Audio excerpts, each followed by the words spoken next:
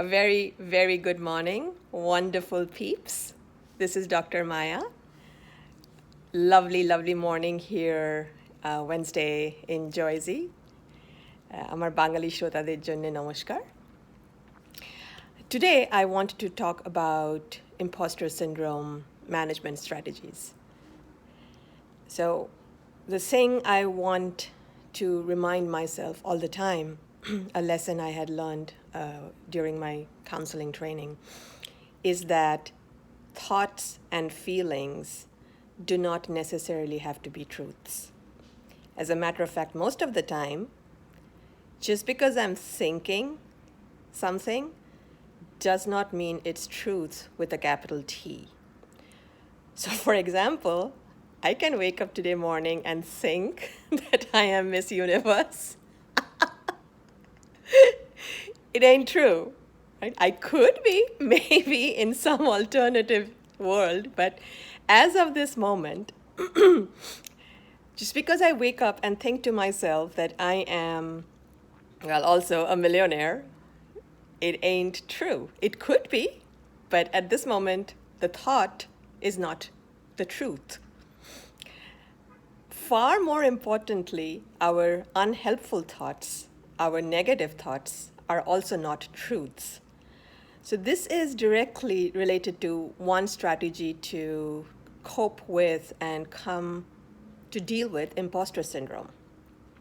Imposter syndrome is this mental script that I am not good enough, I don't belong in the room, I was hired by mistake, I was admitted to college by mistake, this whole thing is a mistake, I shouldn't be here, they're going to catch me out, I'm an imposter.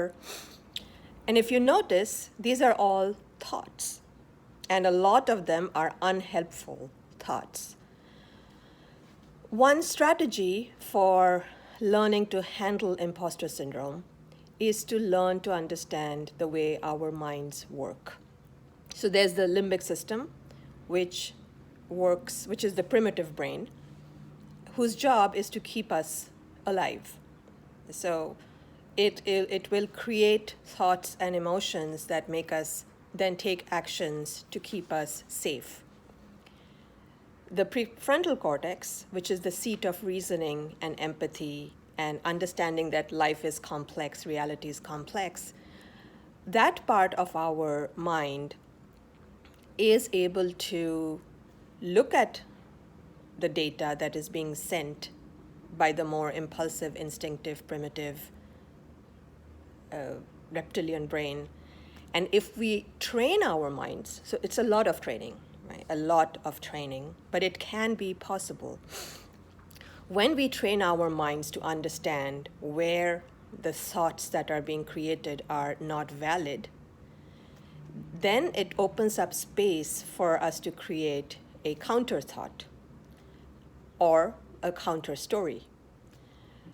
So one way to start practicing countering imposter syndrome is asking 4 words. Where is the proof? Where is the data? Making our minds return to the question of data, of evidence, then creates a little bit of space to stop the limbic system mindset from believing that whatever it has thought must be true and therefore acting on it. I walk into a room and I feel that I don't belong and I think, wow, they're going to catch me out. 4 words. Where is the proof? If we consistently keep coming back to that, and so this is hard because the mind does not like being trained. It likes to just do its thing and create havoc. When we are able to train our minds to keep coming back to data, respect the emotions. I'm not saying do not respect it, but asking for evidence every single time then gives us the power to keep asking, is this true? To continue the conversation about imposter syndrome and data seeking, asking the question, where is the proof for the story that my mind is creating? Let me give you an example. When I was in graduate school, I had eventually managed to get my way up to a straight A in my third semester of my PhD. And because I struggled a lot with imposter syndrome and these negative, unhelpful mental scripts that I really wasn't that smart, I really wasn't that smart, I really wasn't that smart, the first couple of semesters, I learned how to study in the US system. And by the third semester, I had done well, but I didn't believe it. So I went to my academic advisor and I told her that something's wrong because I wasn't smart enough to get A's in these pretty challenging classes. My advisor said something to me that day that has since then been a truth for my life. She sat me down and very kindly said to me, so 3 different professors who are very good at their jobs have given you a testimony that your work, your academic production is pretty worthy. And the way we have marked that is by giving it an A. It's not about our internal worth at all, but just in terms of the effort I had put in and the way I have shown how to understand complex information, that effort and that learning was worth an A. But I had come to her to say that was wrong. So she said to me, either all 3 of us professors, and she was one of them, I was in her class that semester, she said, either none of us know what we are doing, so we are all fools, or we are all lying. And then she asked, take your pick. Which narrative do you want to choose? I sat there thinking about that, and I left with my life changed.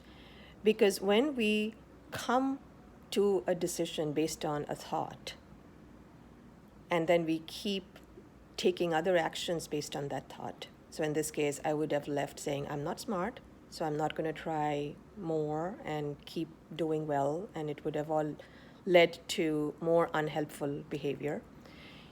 She stopped me in that moment and said, where is the proof that you are not smart? Because we are showing you the proof that you are.